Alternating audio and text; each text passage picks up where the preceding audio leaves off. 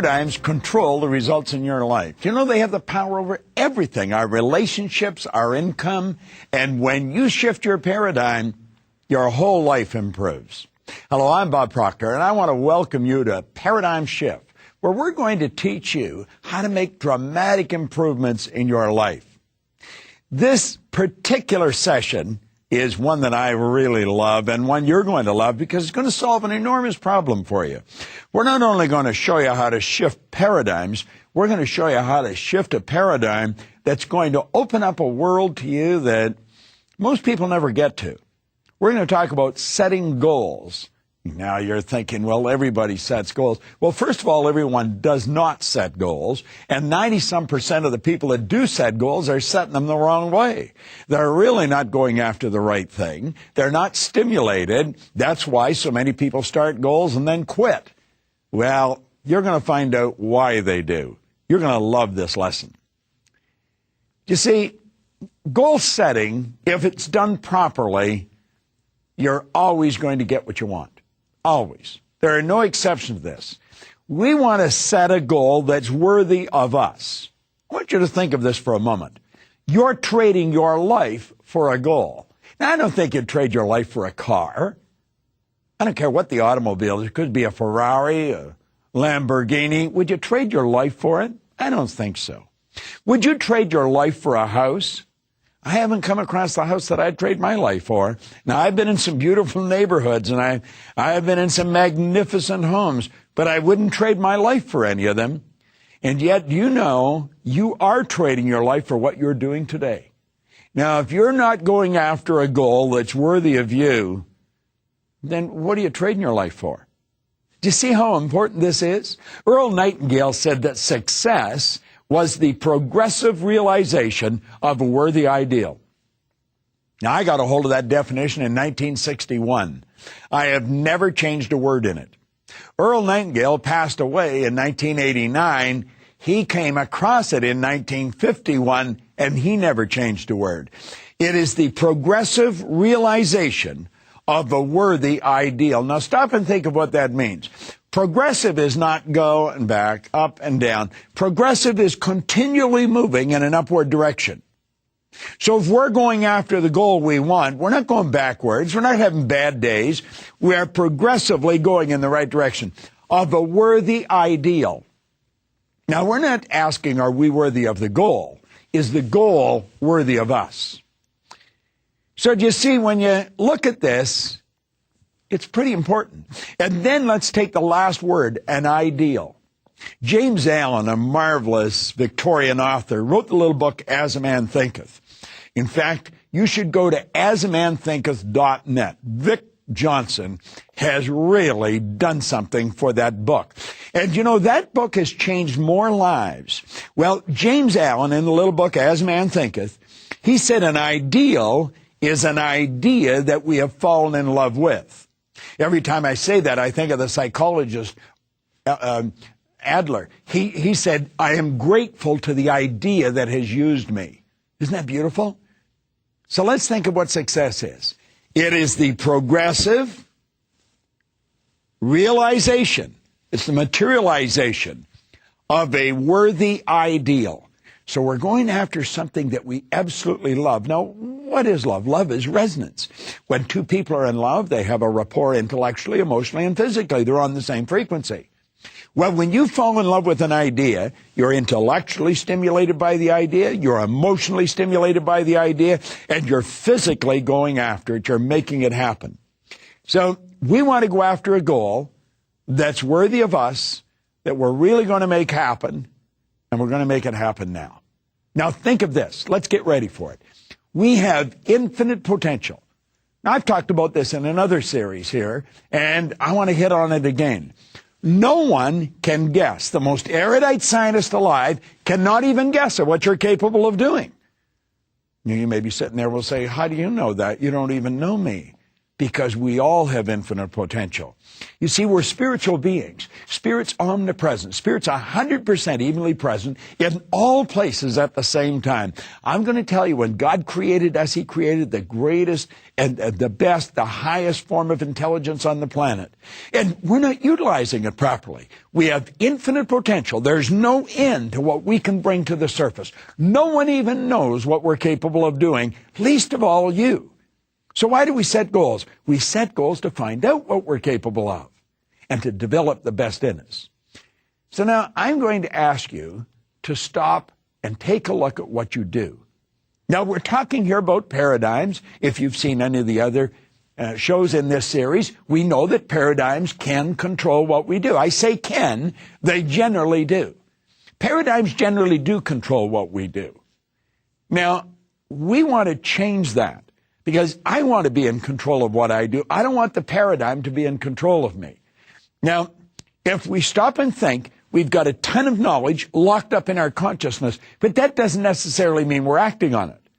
Do you know, I have come to the conclusion that almost everybody I've ever come in contact with knows how to do at least 2, 3, maybe 10 times what they're presently doing. It's not that they don't know how, it's that they don't do it. Why? Because we're not thinking. Remember, Earl Nightingale said if most people said what they were thinking, they would be speechless. Listen to the conversations. Watch the behavior. It's going to be obvious people are not thinking. Well, let you and I start thinking. Let's really think, why am I doing this? Why am I spending my days the way I'm spending them? How can I change them? How can I begin doing exactly what I want to do with the one life I've got? Goals. That's the answer. See, we've got to pick something we want. Now, paradigms are the roadblocks that stand between you and your goals. That's the only roadblock. I love the way U.S. Anderson put it. He said, when we fully realize that thought causes all, we will know there's never any limits that we ourselves do not impose. Pogo said the same thing. Pogo said, we have seen the enemy, and they are us. Now, paradigms are the only things that stand in between you and your goals. Now, stop and think of what your goal is. You may want to be a scratch golfer. Do you know you could be a scratch golfer? A lot of people think, well, I'm too old for that. Age has got nothing to do with it.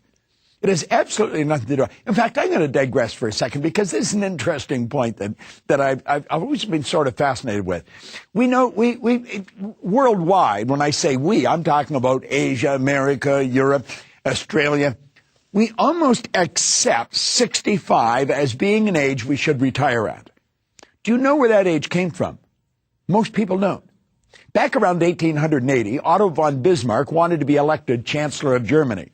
And like all aspiring politicians, he dangled the carrot and he said, if you put me in as Chancellor, when you reach a certain age, the government will send you a check. You don't have to go to work, we'll send you a check.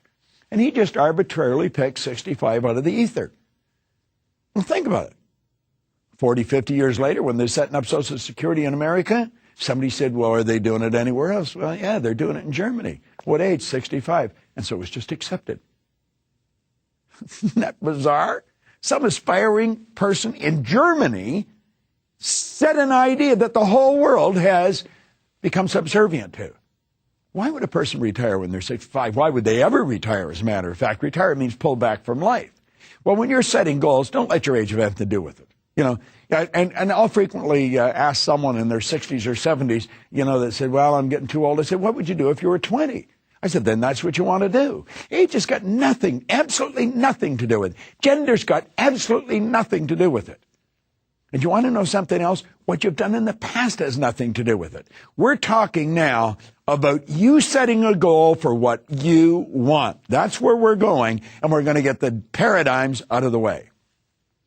So how do we start? Well, there's a beautiful concept. I call it ABC. Pretty basic, nothing complicated about it.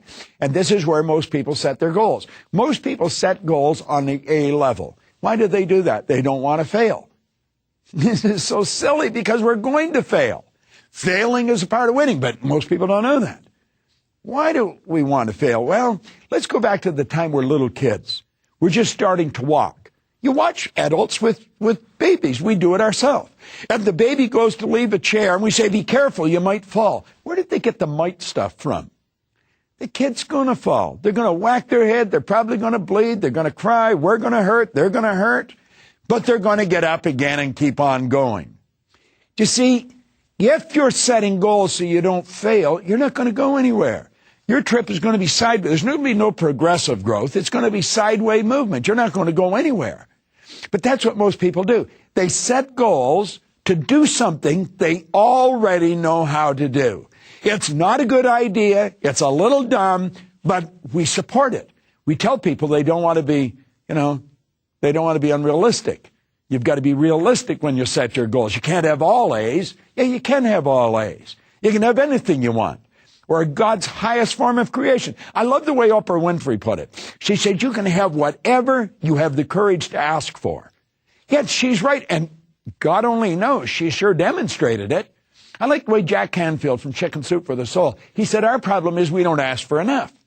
We're playing it safe. We're playing a game that you can't win. We're doing what everybody else on the block is doing. Well, how do we get away from that? Well, we go to take a look at B goals. What are B goals? B goals are where you set a goal to do what you think you can do. And we've got to have a plan. Now, we know we've got to have a plan. I mean, we've got all kinds of software today where we can lay out a business plan. We've got to know everything you're going to do between here and the goal. If you knew everything between here and the goal, again, you're going sideways. There's no growth involved. Why would we do that? It's part of the paradigm. We're conditioned to do that. You see? What do you think you can do? We've got to have a plan. Now, what's the next level? The next level is you go after the C level. We're going after what we want. So you're going after what you know you can do, what you think you can do, or what you want to do. And that's where the problem really starts. Because you see, if we're going after what we want, we've got to fantasize. And you were taught very early in school, don't fantasize. That's true. Now, you got to admit, that's pretty bad advice. How did we get that advice? You see, when we're little tiny gaffers, we can fantasize.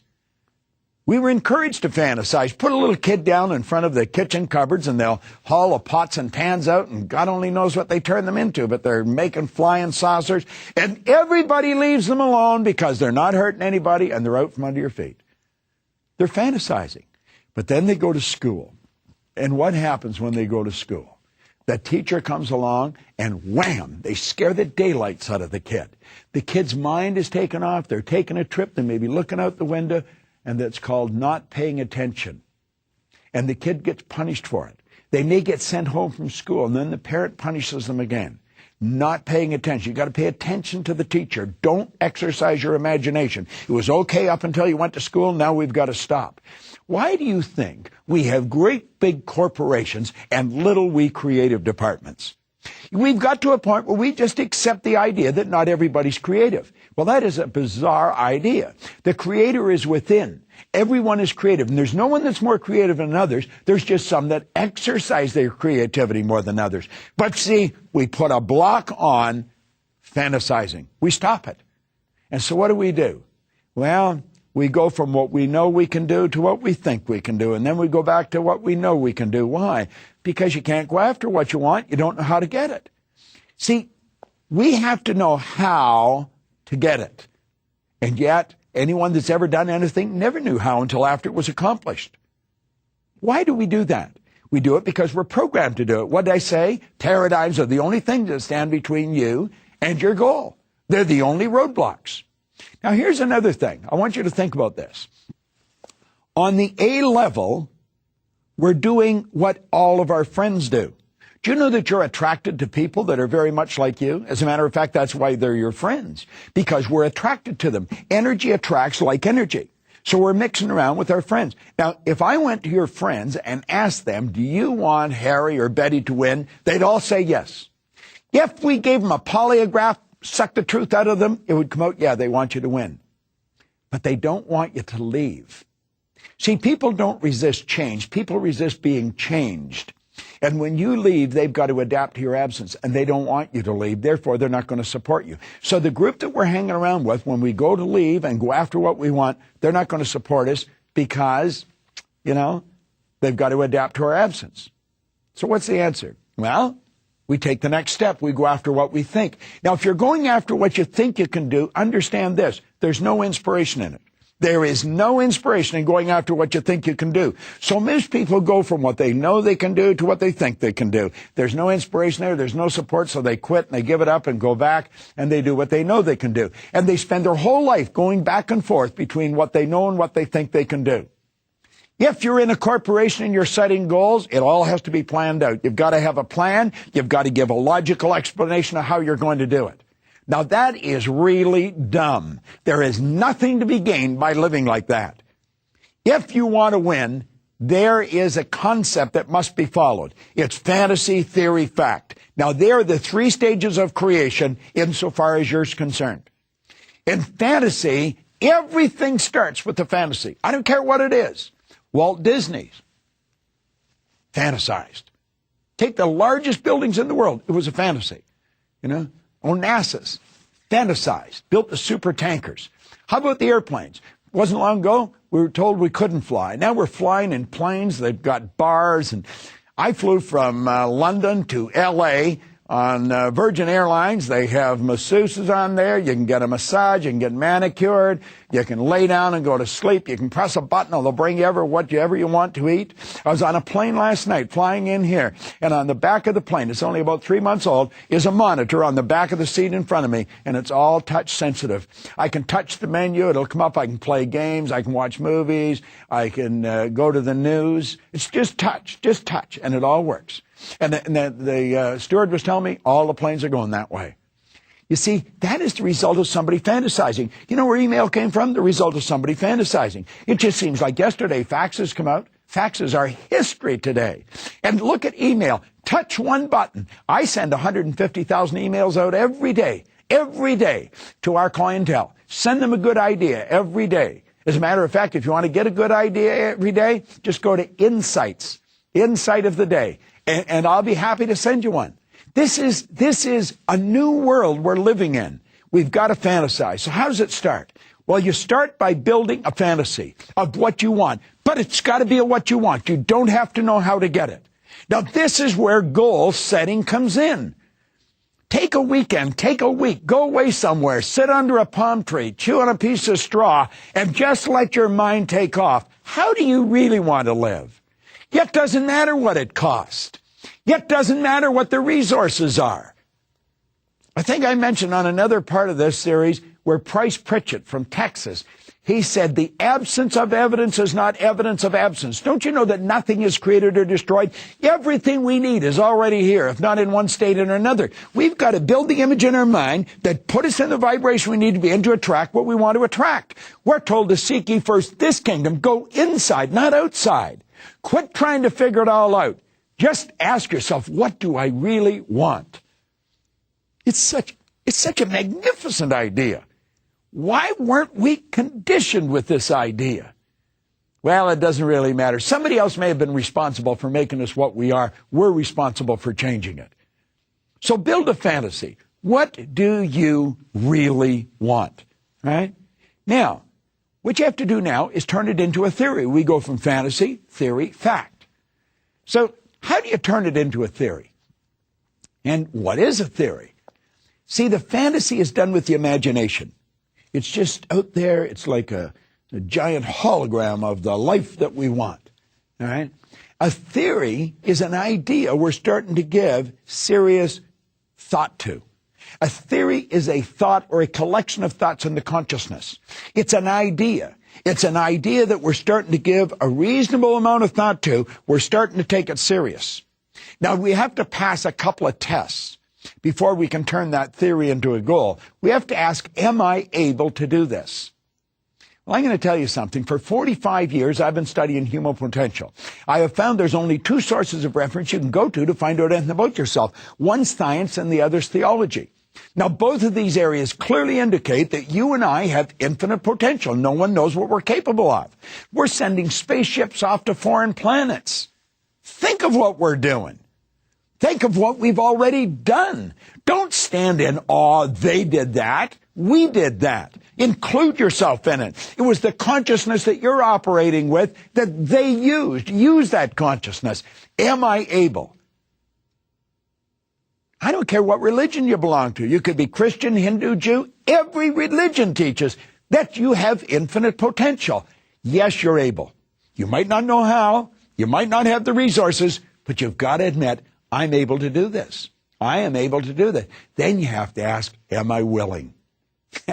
And that's where we get caught up. Am I willing? Am I willing to experience the discomfort? Am I willing to hurt? Am I willing to give up what I have to give up to get it? Am I willing to spend the time? Am I willing to study? I remember one time reading in an airline magazine an interview with Walter Cronkite. This was years ago.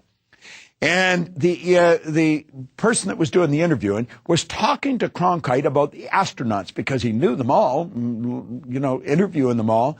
And the interview said, they must have had tremendous courage to get in those capsules.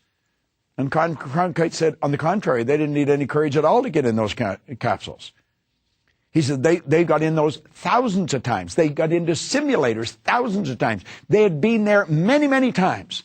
Everything was programmed. Everything. Anything went wrong, they were programmed what to do. He said what took the courage was the years of study, the sacrifice, the giving up what they gave up to learn what they had to learn to get in those capsules. Well, are you willing to pay the price? You may want to be a scratch golfer. I had mentioned that earlier. Are you willing to practice? See, I played golf, but I wasn't willing to practice. I'd go out, I hadn't hit a ball all winter, and I'd just stand, tee it up, and away it'd go. And I never knew where it was going to go. It was always a bit of a puzzle to me where it would end up. Pros don't do that. They don't do that in anything. If you really want to collect in this life at what you're doing, you've got to be willing to pay the price. Now, the beautiful thing about sacrifice isn't losing, sacrifice is gaining. Sacrifice is giving up something of a lower nature to receive something of a higher nature. You see, what you're doing is you're making a space for the good that you desire. So we start out with our fantasy. We say, am I able? Absolutely, I'm able. Then am I willing? Well, you see, if you're going after something you really love, yes, you'll be willing. I love what I do. I absolutely love it. And I'm going to do it until I move out of this body. I mean, it's just, I think I'm involved in the greatest work in the world. And I'm willing to do whatever I have to do to get better at it. I'm willing to do whatever I have to do to learn how to communicate it more effectively. You want to be willing to do what you have to do to become the best at what you're doing. You see, a pro is at his best regardless. It doesn't matter what's going on, they're going to perform. Now, when you say, yes, I'm able, and yes, I'm willing, at that second, your theory turns into a goal. Now you want to take that goal and you internalize it. You let it move into your subconscious mind. You start adding emotion to it. You get emotionally involved. And the second you do that, your goal begins to move into form. Now, by law, that's called the transmutation of energy. See, an energy flowed into our consciousness. It had no form. We gave it form. We built the image. And then we internalized that image. It altered the vibration we were in, which caused us to act different. But you know what else it did? It set up an attractive force, and it brought to us stuff that we would have never brought to ourselves. We attracted everything we needed. If it was money we needed, we'd attract. If it was a book we needed, if it was the assistance we needed, it would be there. The idea in our mind began to move into form. Do you know what that's called in religious terms? That's called prayer. Most people think prayer is getting on their knees and making a noise. That's what that is, getting on their knees and making a noise. Prayer is the movement that takes place between spirit and form with and through us. We're spiritual beings. We can tap into pure, unadulterated spirit, and we can build the idea out of pure, unadulterated spirit. And by internalizing that idea and turning it over to spirit, it gives it back to us in physical form. God operates so perfectly. And you know something? That idea will move into form. It becomes a fact. And that's how goals are achieved. We start out with a fantasy. We go to the theory. We pass the test. Yes, I'm able, and yes, I'm willing. And then we internalize the idea, and it moves into form. So what do we give up? We give up the idea of going after what we know and what we think we can do, and we go after what we want. So now, stop and ask yourself, what do you really want? See, the only prerequisite is, can you see it? Can you see it on the screen of your mind? If you can see it on the screen of your mind, you're quite capable of doing it. And then can you believe it? See, Napoleon Hill said there's a difference between wishing for something and being ready to receive it. He said no one's ready to receive it until they believe that they can acquire it. The state of mind must be belief and not mere hope or wish. And where does belief comes from? It's in all the good books. It's throughout the Bible. It's throughout the Bhagavad Gita, the Quran, the Torah. You've got to believe. James Allen talks about it through his books. William James said, believe and your belief will create the fact. Well, my old mentor, Leland Bell Vanderwall, he laid it out for me one day. He said, our belief system is based upon our evaluation of something. And frequently, if we reevaluate the situation, our belief about that situation will change. It took me 9 years to figure that out. That's how my life changed. I started to believe in me. I started to find out things about me. Do you know that your central nervous system is the most complex electrical system in the whole universe? There's nothing like it. It would make the electrical system in a supercomputer look like a toy. Do you know that the blood in your body circulates through hundreds of miles of passageway? In 33 seconds, it carries all the food in and all the garbage out in one sweeping change. If you just stop and think of all the muscle movements have to be made for you just to write your name. There's something so phenomenal about you. You've got to believe in yourself. You just have to. And then you do it. You see it, you believe it, and then you do it. Stop and think of a person climbing a wall of ice, a vertical wall of ice. How did they do it? How did they do it? Well, they're on the ground. They know they're on the ground. They see themselves at the top of the wall. They've got the equipment. They got the shoes. They got the spikes. They don't know the steps they're going to take. They can only see themselves where they want to go. They know where they're going. They know they're going to get there. They put one pick in, and then they put another pick in. And then they move one foot, and then the other foot. And then they adapt to the change in their conditions, their circumstance, and their environment. They're not on the ground anymore. They're suspended on a vertical wall of ice. And they adapt to the change, and then and only then will they see the next step. And they move this hook up, and this hook up, this foot, this foot. And then they adapt to the change in their conditions, their circumstance, and environment. And then and only then will they see the next step. Do you know that's how you're going to get to your goal? That's how Hillary got to the top of the mountain. That's how Edison built the light bulb. That's how we've got the internet. That's how we've got the email. And that's how you're going to reach your goal. That's how you're going to do scratch golf. That's how you're going to set a goal that is worthy of you. God's gift to you is more talent and ability than you'll ever hope to use in your lifetime. And your gift to God is to develop as much of that talent and ability as you can in this lifetime. Now, that's all the time we have for today. But remember, there's no shortcuts, but you can make a quantum leap through the transference of information and experience. And that's what this channel is all about. So that's what Paradigm Shift is all about as well. I want to thank you. This is Bob Proctor. Set your goals. And I'll see you in the next show. You know, paradigms control the results of your life. They have power over everything from your relationships to your income. And when you shift your paradigm, everything in your life improves. Hello and welcome. I'm Bob Proctor.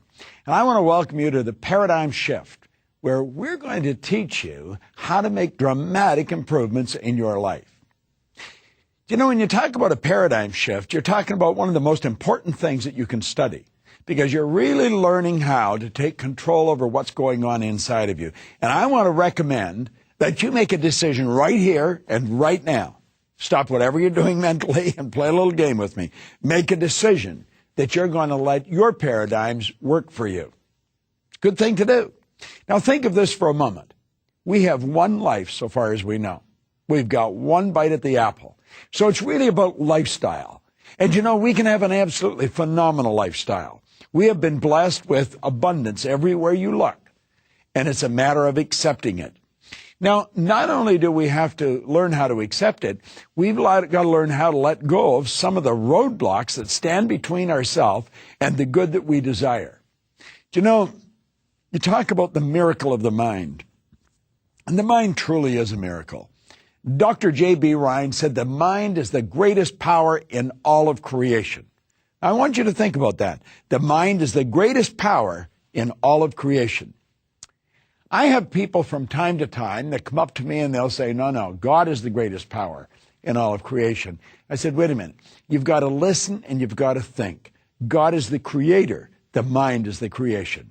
The mind is, without question, the greatest power in all of creation. So we're compelled to really learn how to utilize these phenomenal powers we have the right way. And I found in studying some of the greatest leaders that ever lived, they all had a golden thread running through their life. They had commonalities amongst them. Napoleon Hill was commissioned by Andrew Carnegie to go out and write the laws of achievement, the laws of success. Carnegie at the time was a billionaire, supposedly the only one on the planet at the time. And he thought it was an absolute crime that people that had developed great wisdom went to their grave and took it with them. And no one had ever sat down and gathered the information of what they did or what they had learned. And so he asked Napoleon Hill to do it. And Napoleon Hill accepted the challenge. Carnegie went on to introduce him to some of the most powerful people in the world. He became an advisor to presidents of the United States. He became great friends with Henry Ford, Thomas Edison, Firestone. And he found that there was one prerequisite if you wanted to win in life. And that was you had to have a major definite purpose. Without a major definite purpose, your life would be sort of wasted. You see, a purpose is something like a compass. Now, it's why we're living. Now, when you have the purpose set, then it's absolutely essential that you have a vision. The purpose is why we're doing what we're doing. The vision is how we're going to do it. We want to build a vision in our mind of exactly how we're going to execute our purpose. Now, these are not small challenges that we're faced with in laying these out. When we've got the vision down, then we want to set a goal. And the goal is how you take a bite out of the vision. I'll give you a good example. I wrote a paper on this one time, and I used this example in the paper. My wife and I live in Toronto in Canada. We were invited to a wedding in Gatlinburg, Tennessee. Now, I knew where Tennessee was, but I didn't know where Gatlinburg was. So I said to Linda, listen, we've got a little bit of time. Why don't we drive there? You know, I'm flying somewhere every week, and I get the opportunity to drive. It was a good chance to be together and just have a visit. So we decided we would drive. And I said, go over to the Automobile Association and get one of those maps that tell us how to go. And so anyway, she came back and she had these maps. And they're all broken down in parts of how you get from Toronto to Gatlinburg. So we had the program all laid out in front of us. Now let me explain how it went. Our first objective was to get to Detroit. And then when we got to Detroit, we would go to Cincinnati. From Cincinnati, we were going to Lexington. From Lexington to Louisville. From Louisville to Gatlinburg. So let's put this all together. Our purpose was get to a wedding. The wedding was the purpose of the trip. Our wedding was the purpose. Gatlinburg was the vision. That's how we were going to get to the wedding. We were going to get to Gatlinburg. And to get to Gatlinburg, we had a series of goals that we had to execute. Now, the first goal was get to Detroit. We didn't have to worry about Cincinnati or Gatlinburg or anything. As long as the car was headed to Detroit, we watched the road signs, we were headed for Detroit, we were on purpose. Now, when we got to Detroit, we could forget Detroit. We didn't have to think of Detroit anymore. We wanted to focus on Cincinnati. And we just watched the street signs, or the highway signs to Cincinnati. When we got to Cincinnati, then it was to Lexington. And so on until we got to Gatlinburg, and then we were at the wedding. Now, that's sort of the way it is. And we want to take a look at this, and we want to see how we can break this down. You know, Napoleon Hill I'm always quoting Napoleon Hill because he had gathered such an enormous amount of information. But he said, what a different story people would have to tell if they would adopt a definite purpose and then stand by that purpose until it had time to become an all-consuming purpose. And isn't that the truth? Do you know, most people don't have a purpose in life. They get up, they go to work, they say, well, everybody goes to work. That'd be a real good reason to quit. Whenever you're doing everything everybody else is doing, you're probably not going anywhere. Now, we should have a purpose. We should know exactly why we're doing something. Now, think of what he said. What a different story people would have to tell if they would adopt a definite purpose and then stand by that purpose until it had time to become an all-consuming purpose. You see, you get to the point where it controls you. First, you give life, action, and guidance to the idea. Then it takes on a power of its own and sweeps aside all opposition. And then it coaxes, nurses, and drives you. That's how successful people do it. They're not lucky. You know, in James Allen's little book, As a Man Thinketh, there's just such a phenomenal amount of good information. But in that book, he gave us something that is worth writing down. I want you to get a pen and a pad and really think about this, because it has to do with purpose, vision, and goals. He said, until thought is linked with purpose, there's no intelligent accomplishment.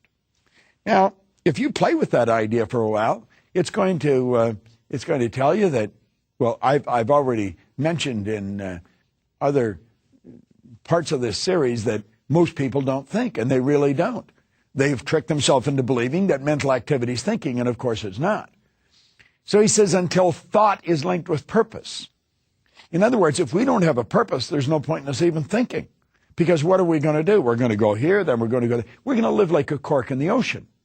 But with a purpose, like I say, the purpose is like a compass and keeps us moving in the direction that we move. You know, I am probably presented with an opportunity at least every day, sometimes 2 and 3 in a day.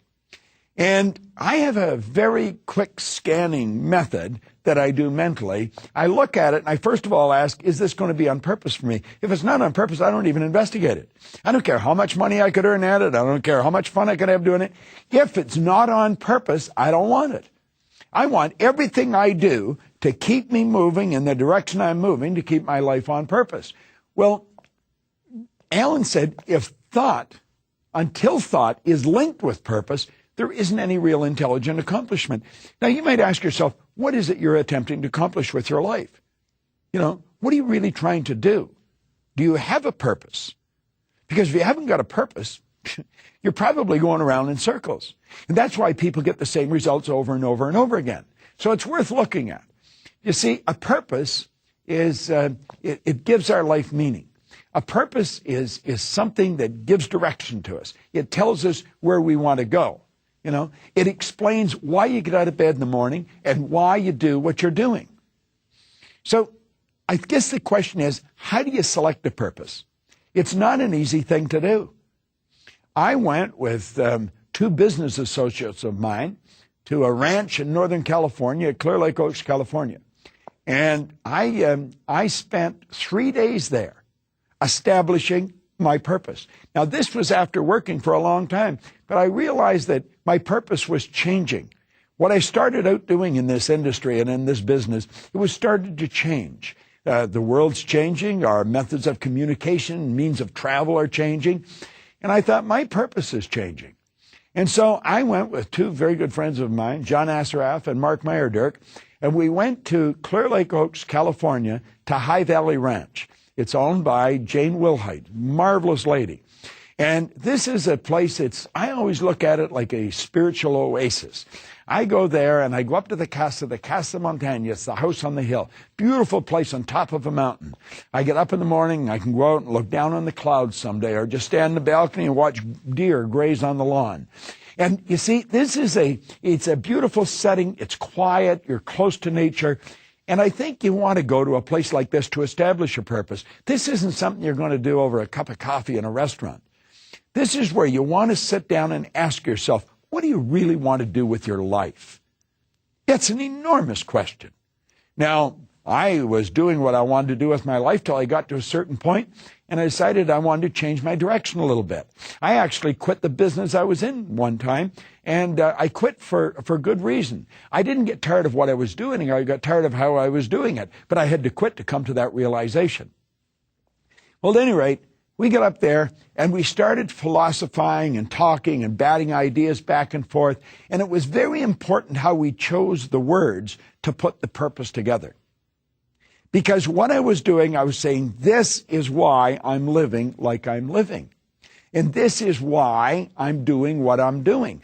You want to sit down, if you're trying to establish a purpose, ask yourself, what do I really love to do? That's very important. You see, well, a lot of people think, well, I can't earn a living doing what I love. You can earn a living at anything. You can make millions if you're doing what you really love.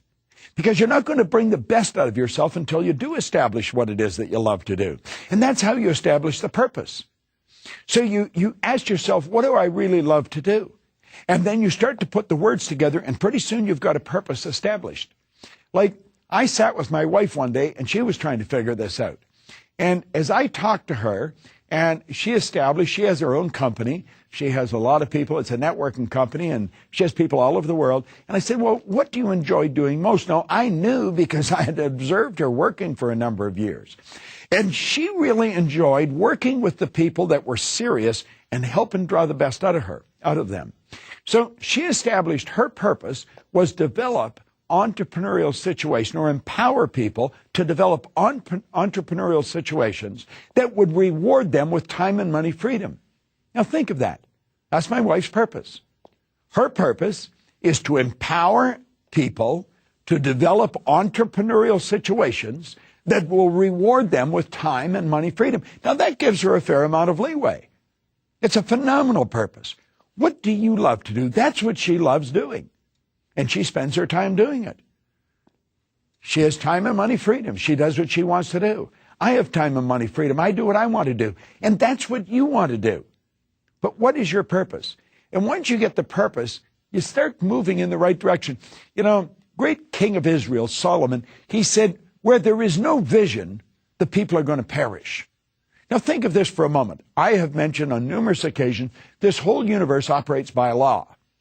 And one of the laws is create or disintegrate. We're either moving ahead or we're moving backwards. Absolutely nothing stays where it is.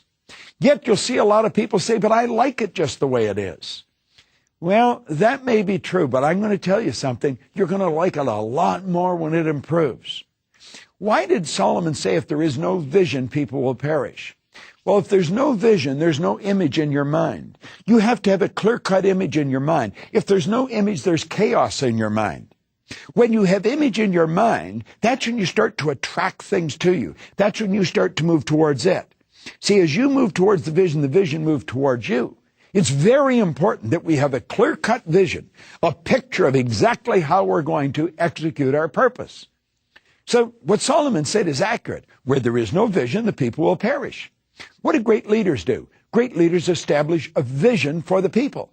In fact, that's what makes a great leader. A great leader is a person that is followed because people want to follow them. Now, what does that person do? That person establishes an enormous vision. It's an exciting vision. And then he gets the people to buy into it. Then they're all marching in one direction. They've got a real good purpose. They've got a vision of where they're going to go and what they're going to do. Now, most people never really take the time to put that together. The vision is how you will execute your purpose. So here we are. We've established what we really love to do. We put our purpose together. Then how are we going to live it? Well, that's where the vision comes in. That's when you choose the vision. The vision is how you're going to live your purpose. Now, this can be a lot of fun. It can be an enjoyable exercise. But like I said, it's not something that you're going to sit down and do in 15 minutes. You probably want to take some time and go away and possibly go away with somebody that you have a lot of respect for, a mentor, a coach, and really establish. This is so important. Your life will you're really raising the bar when you do that. When you have the vision, then it's important that you set the goal. You see, Andrew Carnegie gave wonderful information to Napoleon Hill. He said, any idea that is held in the mind, that's emphasized, that's either feared or revered, will begin at once to clothe itself in the most convenient and appropriate physical form that's available. Now, that requires some explanation. And I love this quote. I want to suggest that you may burn this into your mind.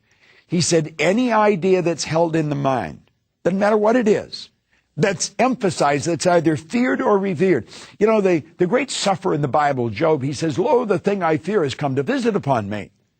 Well, any idea. An idea is energy. The idea controls the vibration. He said, any idea that's held in the mind, that's emphasized, that's either feared or revered, will begin at once to clothe itself in the most convenient and appropriate physical form that's available. Now, that explains the creative process.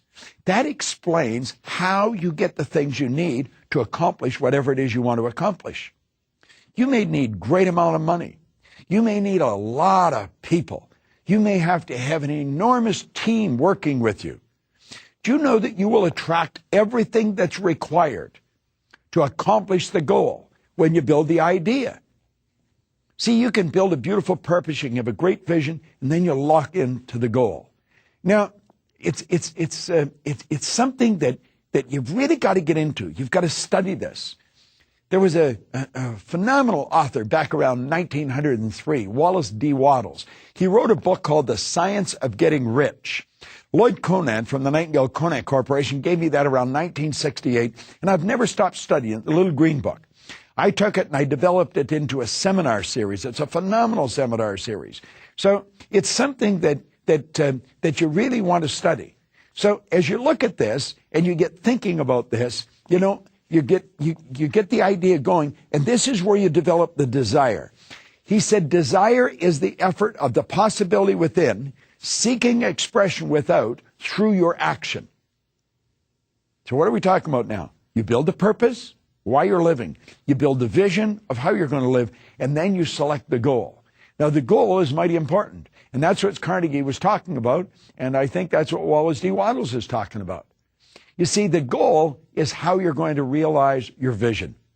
The goal is one bite out of the vision, and you take that bite, and then you take another one. And so a person with a goal and with a vision buried deep in their heart, and they've got a proper purpose, that person is alive. I mean, they are really living. They're going to have no difficulty having energy. They'll have all the energy that they'll ever need. They'll attract everything that they need to accomplish what they want to accomplish. But without this, life just sort of becomes, a bit of a dull trip.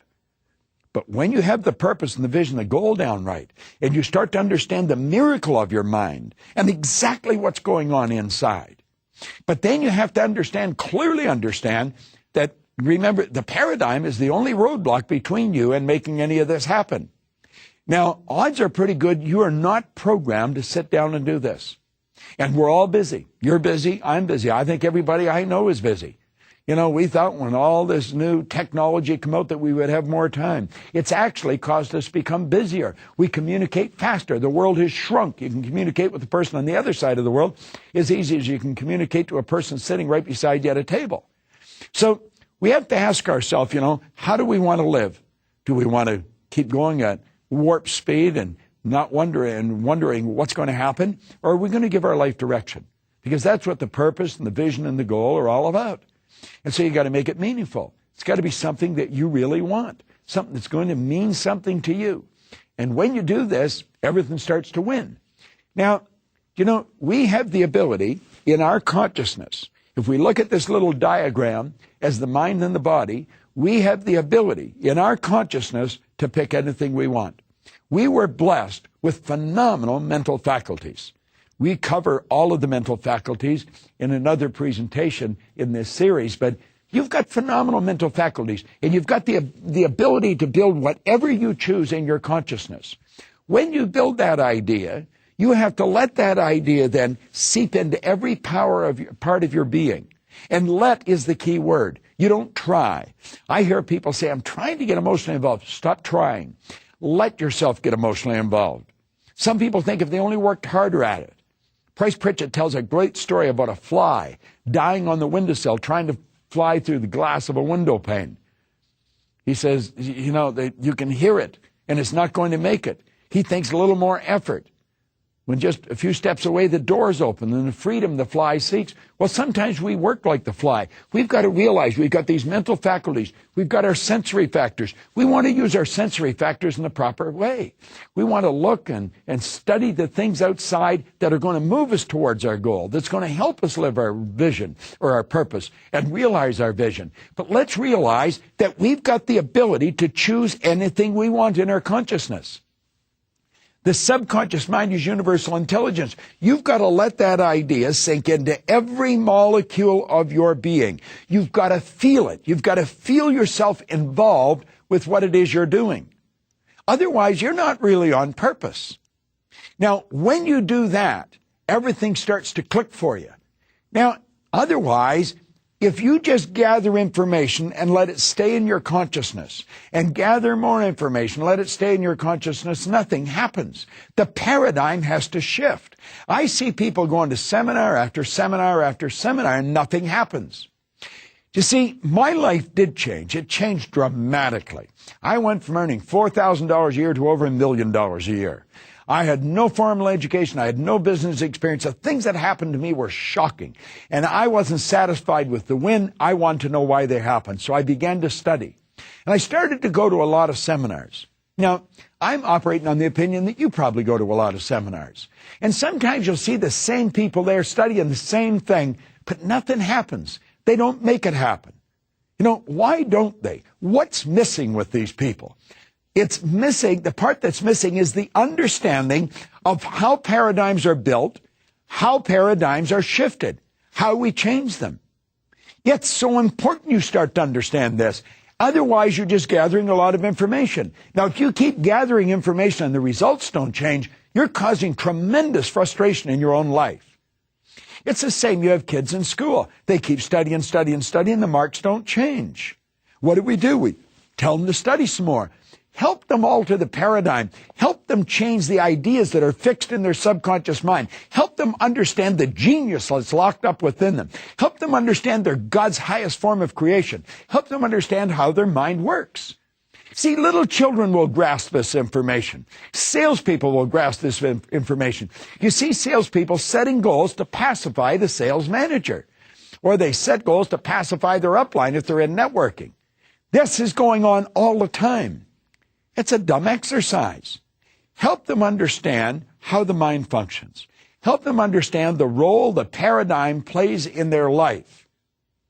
Then they're going to learn how to change it. This is so important, and it's so misunderstood. You know, there's nothing more rewarding than getting into some good information and start to understand that information and see how it works. You know, there's just a ton of good stuff around today. I started to study this back around 1960. And you know, when I started to study it, you had a difficult time finding a good book. Today, we've got, satellites, we've got computers, we've got television, we've got CDs, DVDs, we've got them installed in cars. I mean, everything's at our fingertip today. We have instant knowledge right at our fingertip. But are we using it? Well, a lot of people are not. And they're not using it because they have a state of confusion reigning in their mind. And they don't feel good about themselves. They know that they're gathering all this information, and yet they're still not winning. Now, if that's happening to you, or it's happening to some of your associates, stop and take a look at what you're doing. Start to observe your own behavior. Start to observe your plan of action. Take a look at your goal. Is it something I really want? Or is it something that I just think I can do? Am I doing the same thing every day? Am I having the same problems over and over again? Because these are all symptoms of a person that is being blocked by a paradigm. It's not that you haven't got what it takes. You do have what it takes. It's a matter of using what you've got. And unfortunately, we've never really learned a lot about that. The little model that we use of the mind and the body is genius. It is an absolute genius. And what we've got to do is go through that over and over and over again. If you will continually study that, continually burn it into your mind, you're going to find your world will begin to change. You'll start to look at other people a little different than you've been looking at them.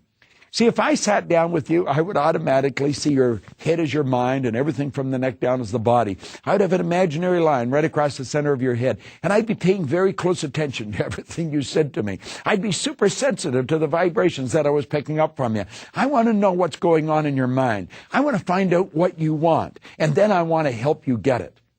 Now, do you know that is the secret to success? Givers gain. Burn that into your mind. Givers gain. Find out what the other person wants and then show them how to get it. Study the people. Study the individuals that are running the companies. Study your friends. Study your associates, your own children. Study yourself. Start to watch the behavioral patterns, and you will see whether the paradigm's in control of the person or they're in control of the paradigm. If they're in control of the paradigm, they're making a paradigm shift. If they're not in control, the paradigm's controlling them. Frustration, disappointment is going to be their result time and time again. We don't have to do that. We want to make sure that we're on purpose. Let's just review what we've covered. Make sure we're on purpose. Our purpose is what we love to do. You see, I think we're all hardwired to do something really special, and that's why we love it. We're programmed to do it. Once we decide what our purpose is, then let's build a vision. Say, this is how I'm going to execute my purpose. And then break it down into small bites.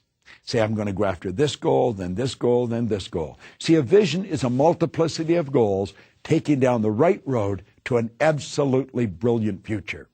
Now, that's all we have time for today, but remember, I keep repeating in this series that there's no shortcuts. Don't look for a shortcut, but understand there is quantum leaps available through the transfers of information and experience, and you can get that through the repetition of listening to the same thing, reading the same thing over and over and over again. Paradigms control the results in your life.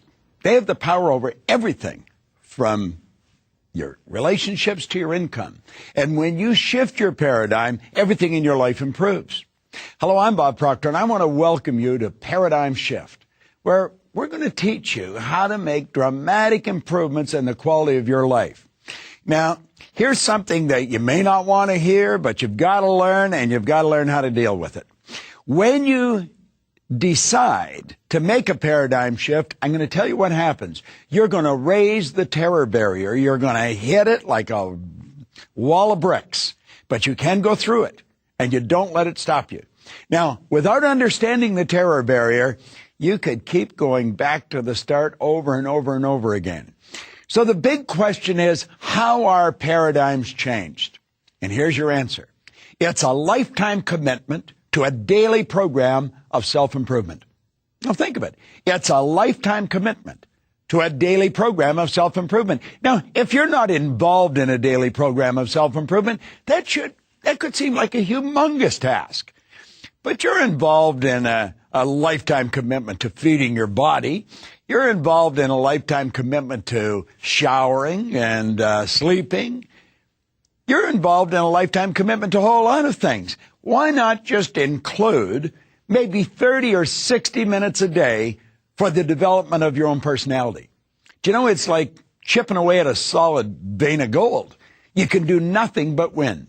So that's really what it's all about. Now, I want you to think of this for a moment. There's a power flowing into your consciousness, and as that power flows into your consciousness, you can make anything you want out of it. But odds are pretty good we're going to think thoughts that are in harmony with our present conditioning. Now, I'm going to ask you to let your present conditioning be represented by X-type thoughts. X is the unknown factor. So we've got X-type conditioning, X-type behavior, X-type results. What type of thoughts would a person normally be entertaining? They'd be entertaining X-type thoughts. Let me give you a different way of looking at it. Let's suppose a person's earning $50,000 a year.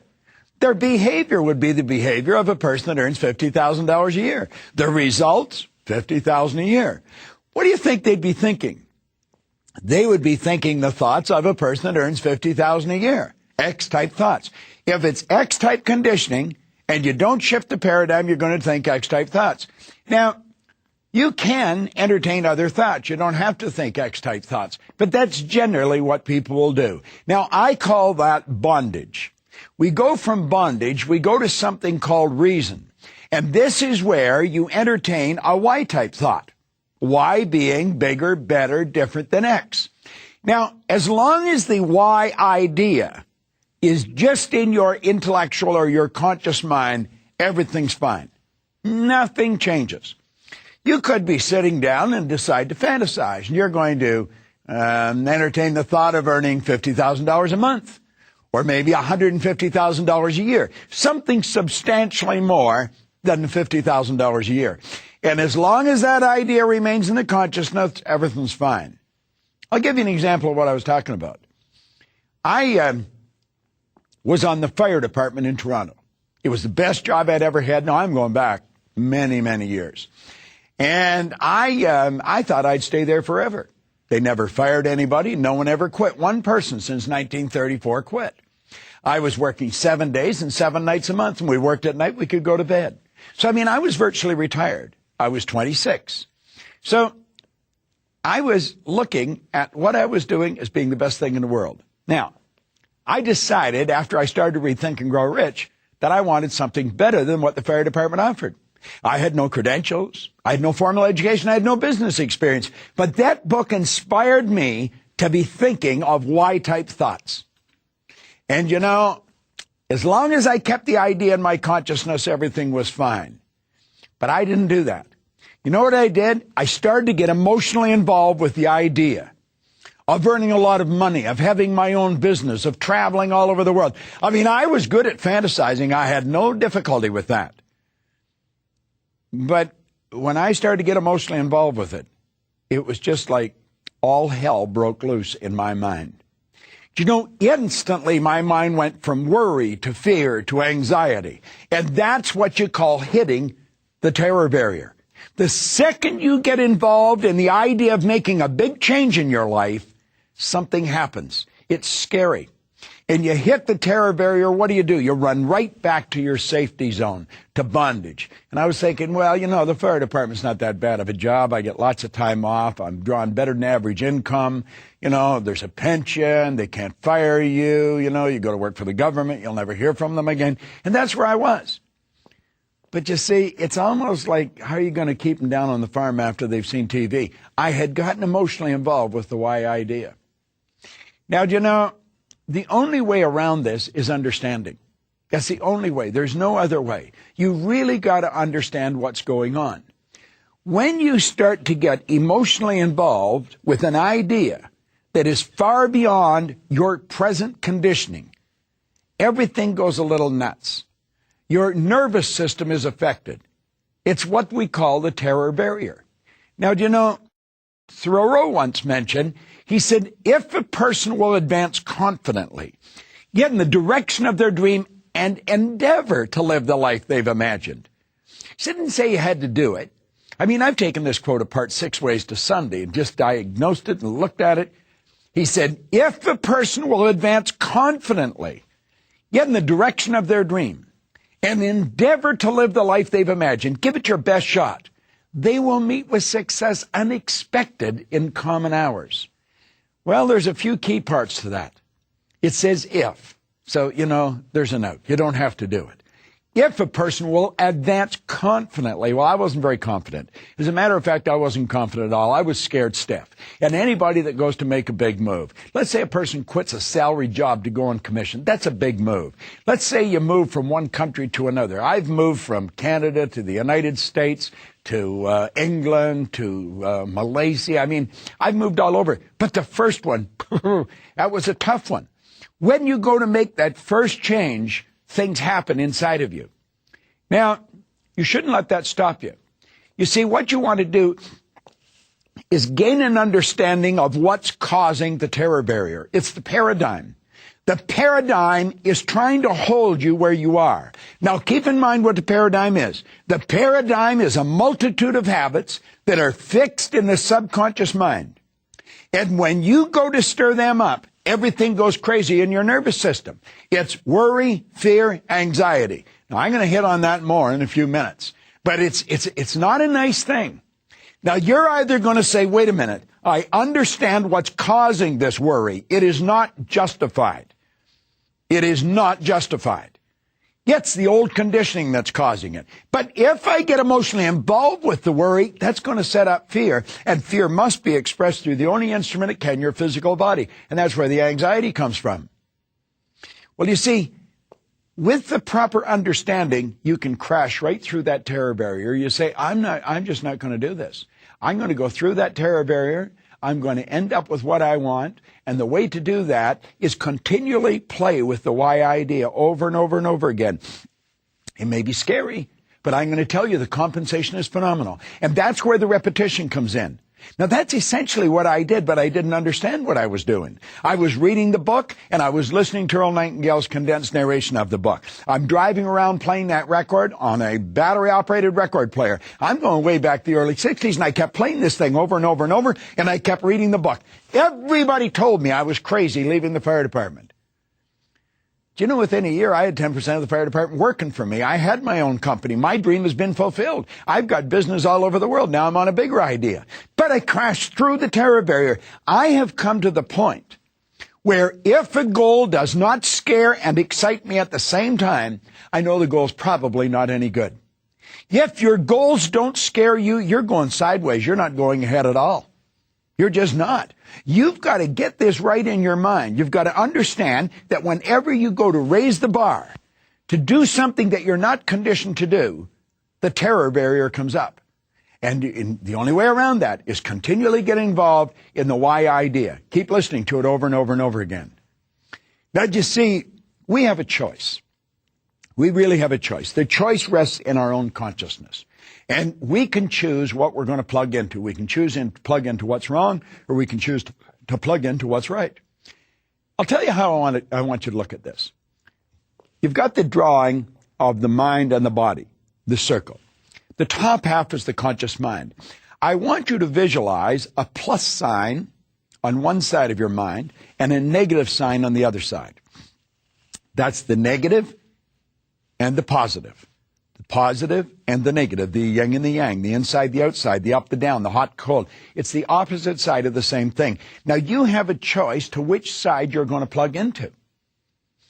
If you are living in an ignorant state, I can guarantee you, when this power flows into your consciousness, the paradigm will take over and you'll start to worry and doubt.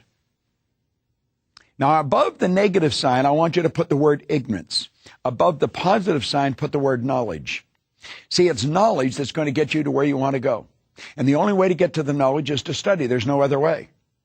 But if a person is into the negative, if they're starting to worry and doubt, understand when you're worrying and you're doubting, that is your choice. You have chosen to look at the downside of a situation. It's like the front and the back of something. Both sides are there. You can say, but it's real. It's there. Look at it. And you're right. It is real. You can justify why you should look at it. But that isn't going to do you any good. It's going to take you in the wrong direction. When you consciously get involved in a negative idea and you internalize that idea, you add emotion to it, you set up the only emotion you can, which is fear. Now, fear must be expressed through the only instrument it can be expressed through, your physical body. You see, the body is the instrument of the mind, and that fear is expressed on a physical level as anxiety. Now, most people, when they experience anxiety, they go to a doctor and they get loaded up on Valium. What they should do is understand what's causing the anxiety. But we don't do that. Do you know what the average individual does when they get that negative vibration? They suppress it. They hold it inside. They tell no one about it. They suppress it. And you know what happens when you suppress anxiety? You turn it into depression. Now, stop and think what I'm saying here. You go from an ignorant state. You start worrying. You're looking at all the things that could go wrong. What you should be looking at is all the things that could go right. But we get looking at what could go wrong and we start to worry and we start to doubt. And that's what happens when you hit that terror barrier. It knocks you right over onto the negative side. The doubt and the worry instantly turn into fear, instantly turn into anxiety. I mean, it just happens like that. You're dealing with the central nervous system. It's the most complex electrical system in the universe. Now, I don't think you want to live that way. I don't want to live that way. I used to live that way because I didn't understand what I was doing, what was happening to me. But now I understand what's happening. And instead of suppressing the anxiety, I get rid of it. I expel it. I tell it to get out. Go for a walk. It's not welcome. But a person that suppresses the anxiety, it turns into depression. Depression turns into dis-ease. Now, dis-ease is exactly what it says. It's a body not at ease. And that person's body starts to disintegrate. Now, that is a very, very negative track a person's on. It's important that you understand this. Now, what's the answer? Faith based on understanding is the key to success. Faith based on understanding. Now, blind faith isn't worth much. People say, oh, blind faith. No, blind faith isn't worth much. First time you hit a terror barrier, the faith is gone. You know, there's a cute little story about the guy that's going to walk across the gorge in Niagara. I live real close to Niagara, so I'm very familiar with this. But the rapids are treacherous. I mean, they're just terrible. Well, he put a wire right across the gorge, and he's going to walk across a high wire. So he's up there on his stick, and there's people all over the place, and they're watching. They're saying, go for it, you know. This guy's walking on a wire. He's got a big balancing beam. And then he puts that down, and he puts a wheelbarrow up on it. And he looks at this guy and says, you think I can make it? The guy says, sure you can make it.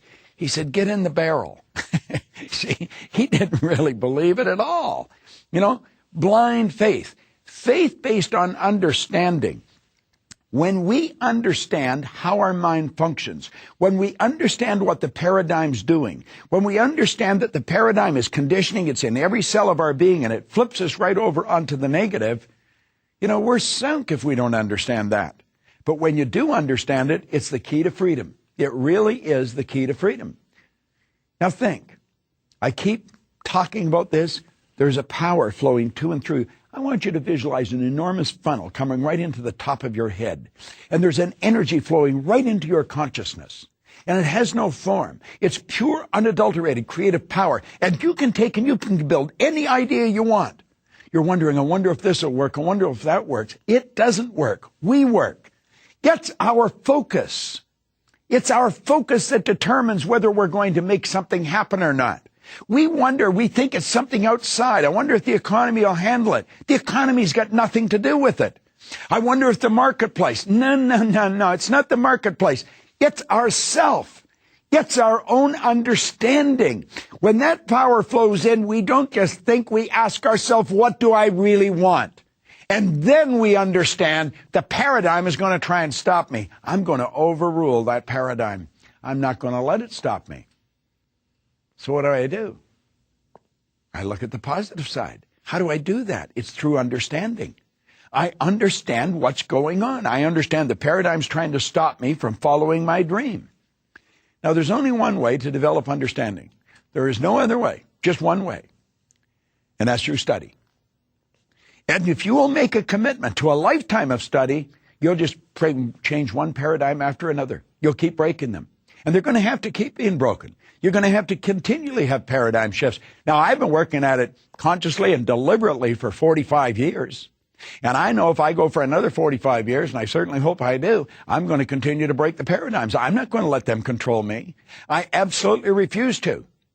You see, we want to look at how it's going to happen. We want to understand there's laws. We want to understand that God gave us the ability to make choices. We want to know that we can consciously and deliberately choose to move in harmony with the law. And when we do, our whole world begins to change. See, understanding leads to something that everybody needs and very few people have. Understanding leads to faith. Now, faith based on understanding is what moves mountains. And it will move any mountain. It'll change your life. It'll make your life be everything it's supposed to be. Now, when the faith is expressed, remember we said the doubt and the worry causes fear, and the fear causes anxiety. The anxiety is the fear being expressed. Whatever's impressed must be expressed. Well, when you impress understanding upon the subconscious, you develop an emotional state called faith. There's a feeling of strength inside you. You know that you're working with an infinite power that operates in an orderly manner. And so you move into a state of vibration called well-being. Well-being. Now, remember we said the anxiety, its polar opposite, was suppressed? Well-being's not suppressed. Well-being's expressed. Have you ever gone up to anybody and said, hi, how are you? And they look around and say, I'm really excited. People don't do that. When they're in a good vibration, you see it. You see it in their actions. You see it the way they walk, the way they talk, the way they meet and greet people. There's something about them that you're attracted to. See, well-being's expressed. And that expression leads to acceleration. It picks up speed. Good things start to happen. It starts to get better. It starts to pick up speed. And you know what else happens? You start to attract things to you. You attract good things to you. And you know why? Because you're at ease. You are at ease. Now think about this for a moment. You're at ease. You have consciously and deliberately put every cell in your body into a relaxed state. I'll give you a good exercise. I have a friend of mine he was pretty uptight a little while ago. And I said, "You want to know what you should do? You should get the book, As a Man Thinketh." I mentioned on another series, if you go to asamanthinketh.net, you can download it. It won't cost you a dime. It's a phenomenal book. It's probably one of the best books I have ever read. And the last chapter is on serenity. Let me tell you how it starts. It says, calmness of mind is one of the beautiful jewels of wisdom. It is the result of long and patient effort in self-control. See, that's what we're doing. Self-control. What's the polar opposite? Paradigm control. Calmness of mind is one of the beautiful jewels of wisdom. It's the result of long and patient effort in self-control. You know, there was an old bald guy, Branch Rickey. He was with the Brooklyn Dodgers. Now, I'm going back 100 years. But he was really one of the ball guys of his day. He said he didn't care how far a guy could throw a ball or how accurate. He didn't care how far he could hit it. He didn't care how fast he could run. He didn't care how well he could catch it. If he wasn't as loose as ashes, he wouldn't hire him. Totally relaxed. Have you ever watched the runners when they're getting down to, getting ready to run? They loosen their body. Totally relaxed. When you're relaxed, all the chakras are open, the energy's flowing freely through you. You are in the vibration that you should be in to really make things happen in a big way. We're talking about using our creative powers. In another part of this series, I talked about our higher faculties, our mental faculties, our creative faculties, our mental muscles. If we really want to use them, we're going to have to be relaxed. Now, when you're relaxed, when you're in charge of yourself, it's one of the beautiful jewels of wisdom. It's one of the long and patience efforts, or the result of long and patience effort in self-control. That's what this series is about. That's what Paradigm Shift is all about. It's about self-control. It's about you being in charge of you. You're at ease. Practice relaxing. At any rate, I told this friend of mine to take the last chapter in As a Man Thinketh, the little book, and write it out, handwrite it, and carry it in his pocket and read it. On 2 or 3 occasions I've been with him, there's been somebody else that needed the same prescription, and I've told them, and he's taken it out of his pocket and handed it to them. Here, he says, "You can have this, I'll go and do it again." Because he can see value in doing it, writing it over and over and over again. He's got that whole chapter. There's only 4 pages. He's got it memorized. And you know something? He's become a different human being. He really has. He is at ease. I don't see him uptight anymore. He's in a great vibration. Now, you see, when you're at ease, there's no disintegration. It's creation. And that's really what you want to do. You want to create the life that you want to create. So what is our choice? Our choice is that we can go through life in an ignorant state, worry and doubt. Let that lead to fear, which leads to anxiety, which leads to suppressing it, which turns into depression, dis-ease, and disintegration. Or we can go on the other side.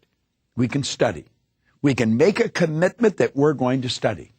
Remember how I talk about the changing of paradigms is through repetition. It's the repetition of the information. When you get information like this, you want to study it over and over and over again. That's where understanding comes from. You understand the laws. Do you understand the laws of your being? Do you understand what they are? Do you understand how they function? Do you understand that there is a science to getting rich? Do you understand that health and happiness and wealth are normal, natural states for you to live in? This isn't a game we're playing. This is a life we're living. It's so important that we get this right. You see, understanding leads to a life of faith. We talked in another part of the series about being on purpose.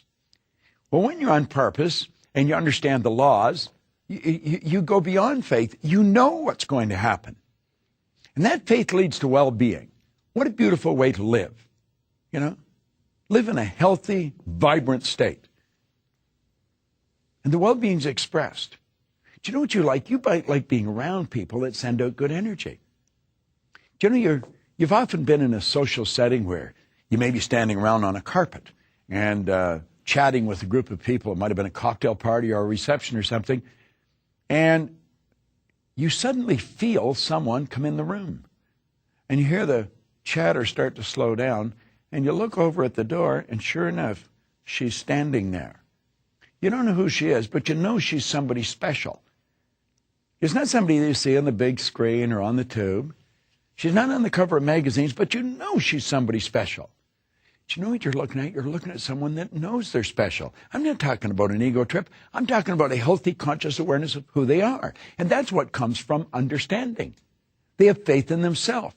They've got a calm, confident attitude about them. And that's expressed in their well-being. It's an expression then. And the expression leads to acceleration. The acceleration leads to winning in everything in our life. You want to remember that faith based on understanding is truly the key to freedom. Now, I want to quickly review what we've covered here. We're talking about breaking the paradigms and understanding when we go to shift the paradigm, we are definitely going to run into a terror barrier. It's a scary thing. And it's something that even when you understand it, it still scares you. But you don't let it stop you. It's like hitting a brick wall. You see people doing this all the time. They're making a decision to do something and they back off. They just don't do it. And you wonder why they don't. It's because they're scared and they're living in an ignorant state. They don't know how to change it. You see, your paradigm is controlling your thinking to an enormous degree. You are quite capable, and I don't even know what you earn, but I do know this, you can turn your annual income into a monthly income. You're very capable of doing that. Now, you may think that I'm exaggerating. You can't exaggerate when you start talking about the potential of a human being. Stop and take a look at the way we communicate today. I remember when I was a kid when I saw the first television set. If anybody had told me at that time it was black and white and it was snow and somebody would appear on the screen, then they'd go away again. If somebody had said, listen, in your lifetime, you'll be able to put one on your wrist. Self-contained in living color. Somebody can shoot something going on the other side of the world. You can watch the Olympics on your wrist. You'd have thought they were right out of their mind, but all that's going on. In fact, that's nothing today compared to what we're capable of doing. You stick a little camera on our computer and look at the other person and talk to them anywhere in the world. Doesn't even cost you a nickel. Are we moving ahead? I think we're moving ahead at a rapid rate. But I'm going to tell you something. The people that are taking this there are not letting the paradigm stop them. And I don't want you to let the paradigm stop you. I want you to stop and think of where you're going and what you're doing. And when you go to break out of the paradigm, it's because you're using a bigger idea than what you're conditioned to. Now, remember I said that conditioning is cause you to feel comfortable? It's only when you go to change the conditioning that you feel the discomfort. And when you get emotionally involved with it, you can be thinking of the change until you internalize it, nothing happens. But the second you internalize it, everything goes haywire. Why? You're dealing with the central nervous system. You're messing with the paradigm. You've heard the saying, habits die hard. Well, you put 1,000,000 of them together and see what happens. Yet it's like a wall, and you bounce off that wall, and you'll go back and live in your conformed or, state of bondage and justify why you should stay there. Don't let that happen. Absolutely refuse to let that happen. If you've got an inspiration to move, to quit your job, to start a business, whatever you want to do, step out and do it. I mentioned in another series that God's gift to us was more talent and ability than we'll ever hope to use in our lifetime. And our gift to God is to develop as much of that talent and ability as we can in this lifetime. I would love to have the time at my command to go into this in a lot greater depth. But we just don't have that. I want to remind you that there are no shortcuts. You're going to have to study. You're going to have to pay the price. And although there's no shortcuts, that doesn't mean you can't take a quantum leap.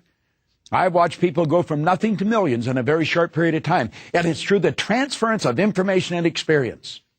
That's what paradigm shift is all about.